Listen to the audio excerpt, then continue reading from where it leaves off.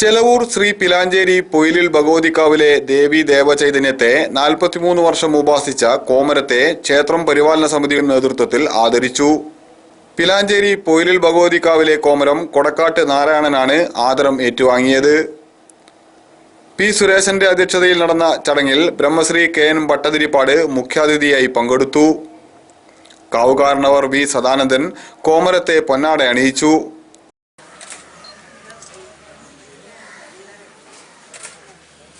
തുടർന്ന് വിവിധ ക്ഷേത്രം ഭാരവാഹികളും ക്ഷേത്രം കുടുംബാംഗങ്ങളും നാരായണനെ ആദരിച്ചു.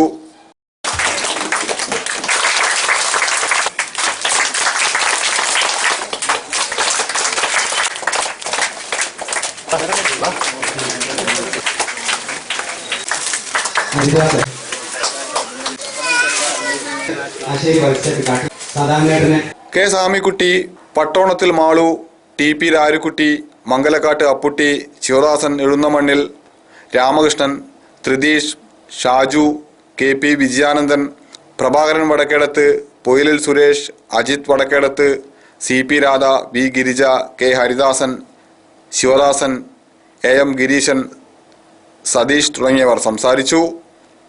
News bureau, Kunnamangalam.